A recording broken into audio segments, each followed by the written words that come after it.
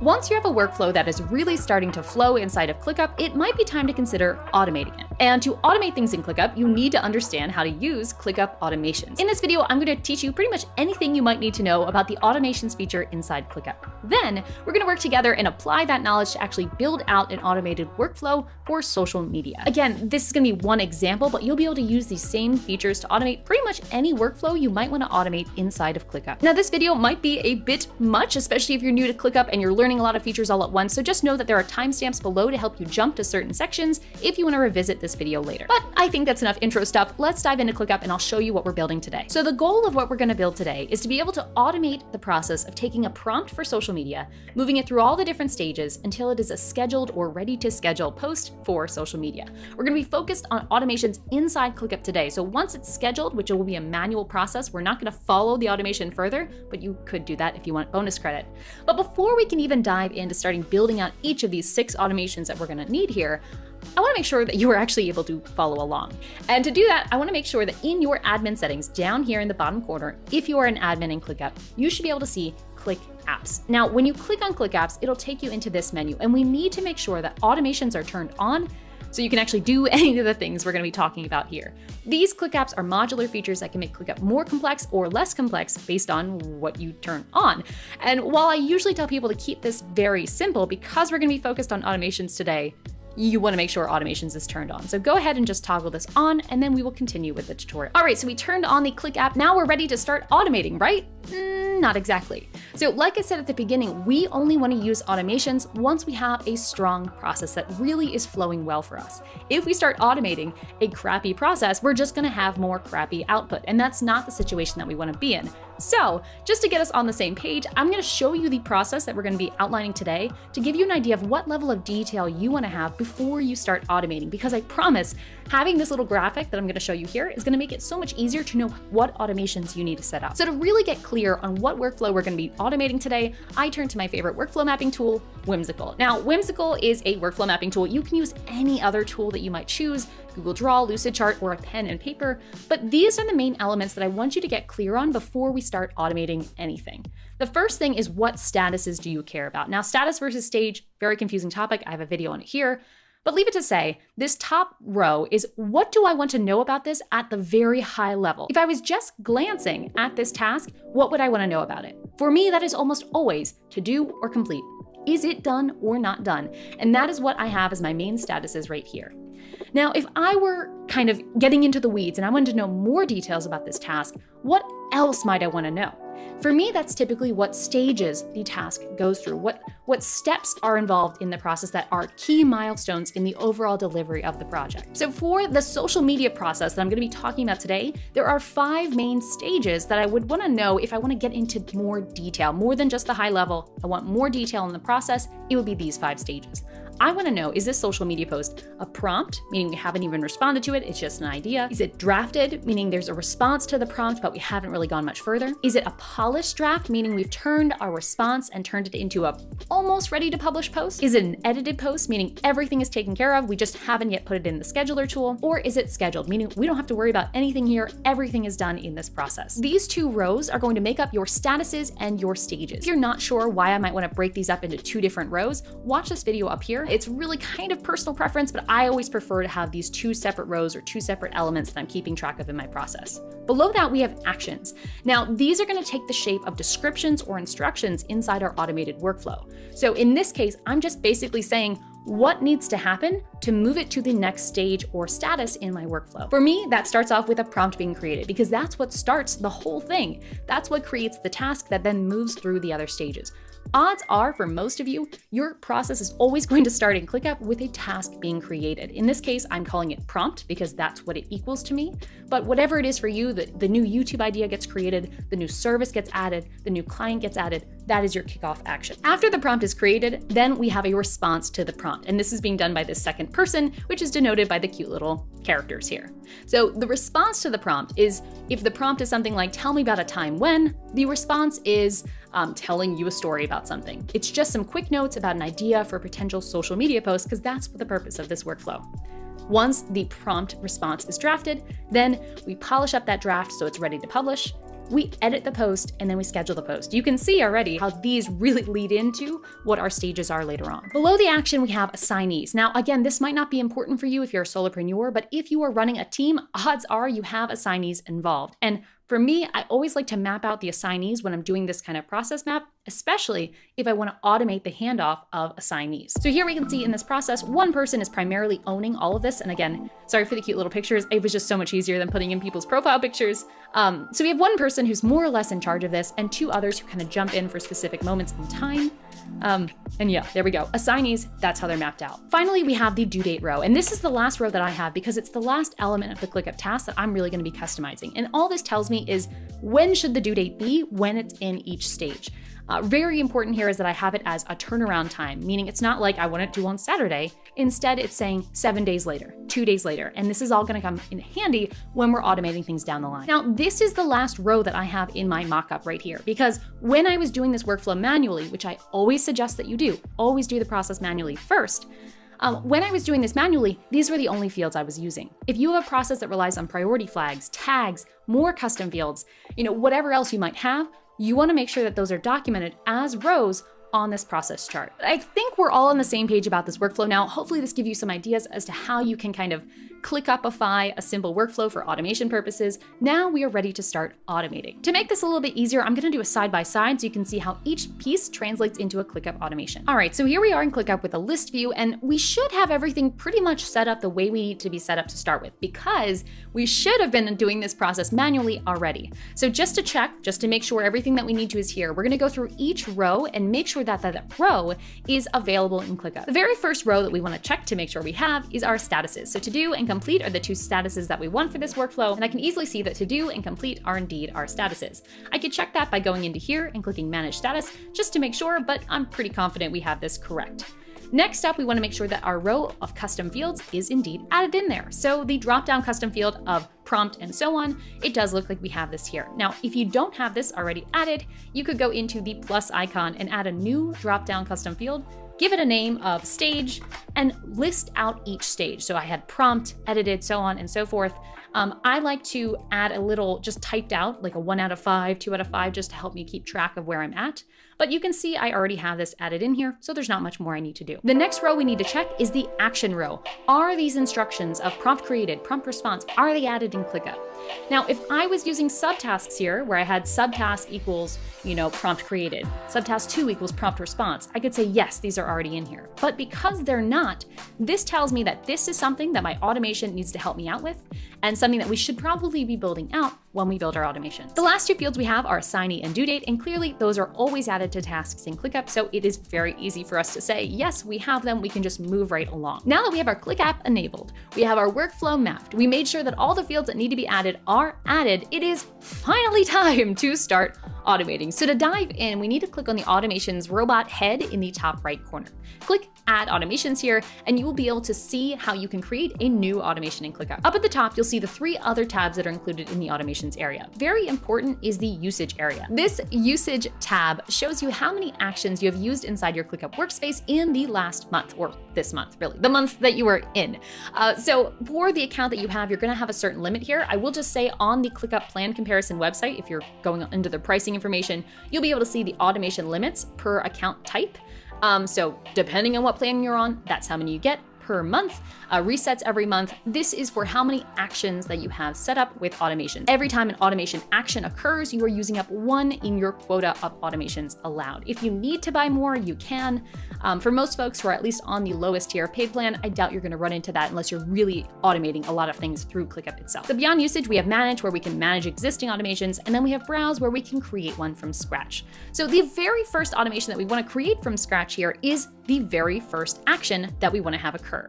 And this is gonna be when task is created, then do whatever we want it to do. Now, if we go into browse, we can create automations from scratch, but I've actually already created most of these, so we're just gonna go in and edit the existing ones one by one. The very first automation we need to create here is this one. When a task is created, and the status is to do, and the social stage is prompt, then change the assignee to Layla.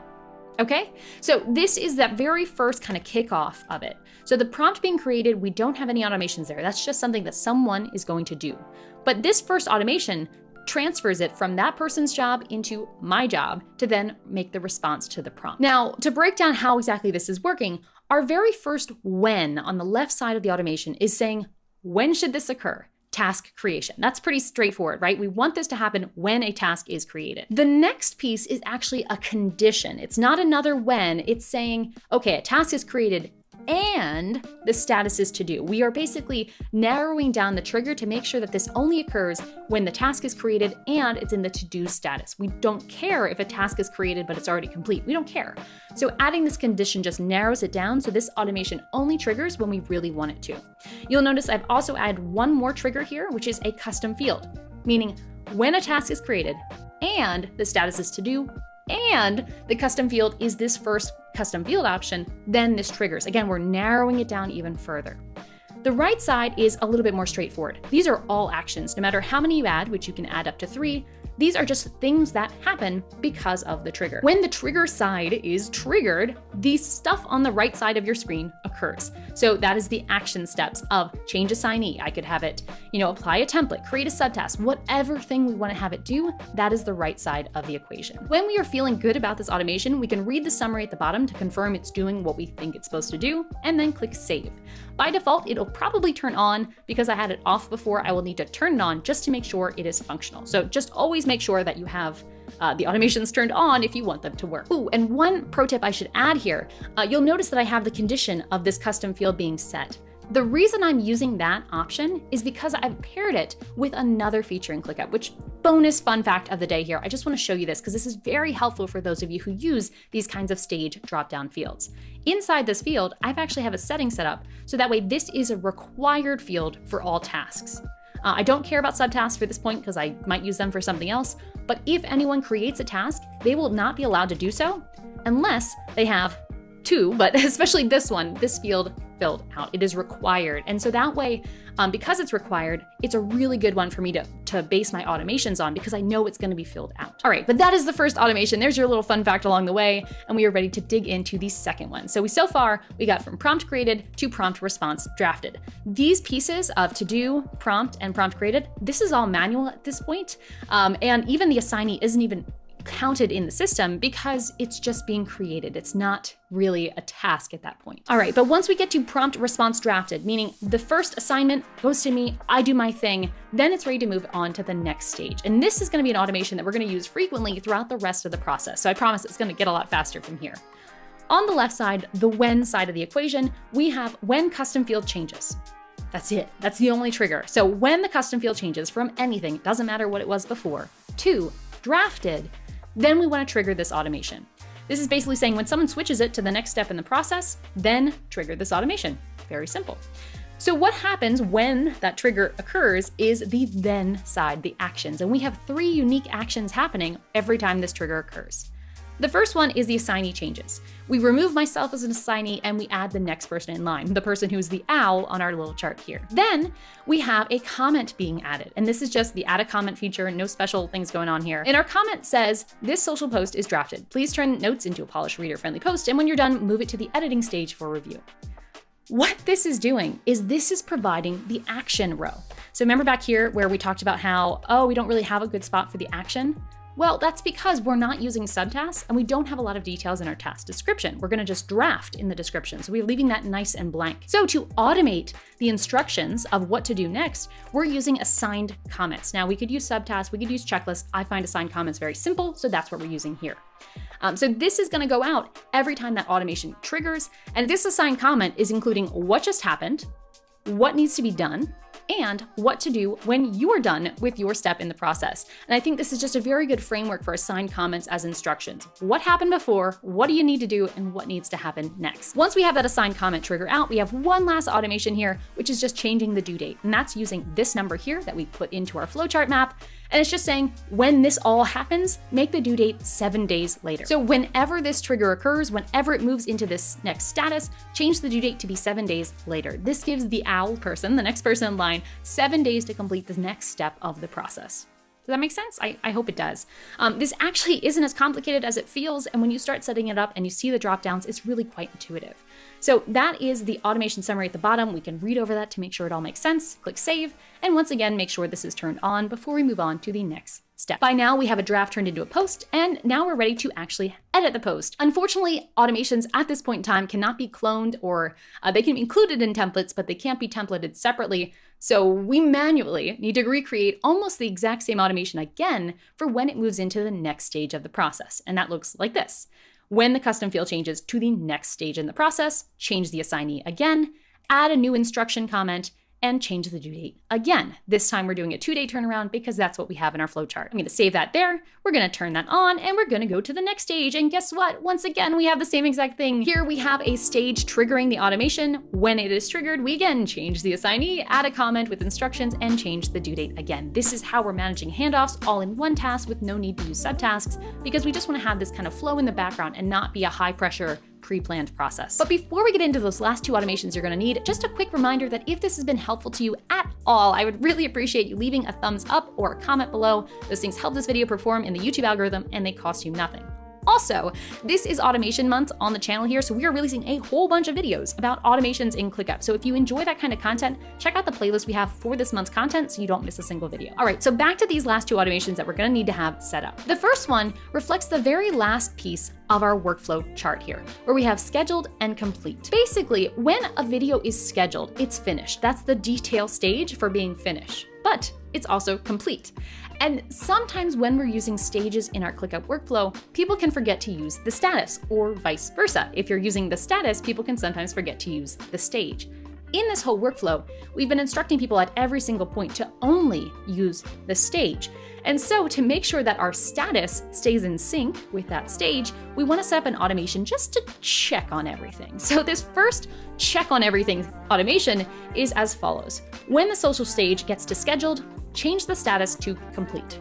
It's that simple. And whenever that happens, we're going to change the overall task to be marked complete. That way we don't have to tell people, change the stage except for this point where you have to change the status. We don't have to give them that confusion. We're consistently telling them, change the stage. And we have the automation running in the background just to make sure that the overall task gets marked complete. So that is the second to last automation we need, just to kind of monitor things and keep our statuses and stages in sync. The very last automation is very similar, although this one is more of a negative. It's more of a reinforcement. So what happens if somebody does accidentally mark the task complete when it's in one of these early stages? Maybe they're not familiar with the idea that we're using stages here, they don't read the assigned comment. That kind of confusion can really screw up this workflow, because if a task gets marked complete too early, well, it doesn't move through the rest of the process and other people don't know it's their turn to pick it up.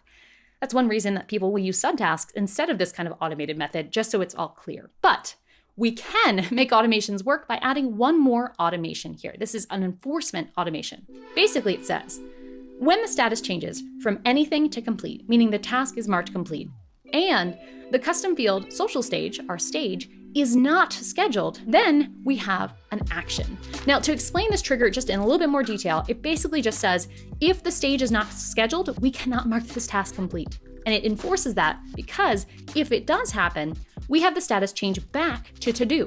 We say, nuh-uh, rejected, go back to to-do. And we have a comment come out saying, hey, we can't do this here. You have to change the stage first. This is just holding your people accountable and helping them keep an eye on whether they should be using the stage or the status. This comment is telling them, hey, you can't do this. You have to use the stage. We could even add an additional note here saying the automation will mark it complete when it's done. This just provides some explanation and discipline, if you will, to make sure that your automations don't break by human error, which, is the most common reason that automations would break. Now, if this gets to be annoying and sometimes maybe you skip stages in the process and you don't want this to always be such a strong reinforcement, you could also change it so that way rather than kicking it back and sending an error message, instead it just fixes it for you. So we could say, if this happens, if people mark it complete early, we're just gonna assume that the person is correct, not the system. And we're gonna say, all right, if that happens, we're just gonna automatically change our stage to scheduled and we're gonna not worry about it anymore. Do you see how this is kind of the inverse of the automation I just showed you? The first one rejected the input and told them to fix it. This one trusted the person over the system and said, all right, well, if you think it's done, it must be done. This second one I would only do if you have really experienced ClickUp users or you're a team of one. Otherwise, I would stick with the first method, which assumes the system is correct over the person.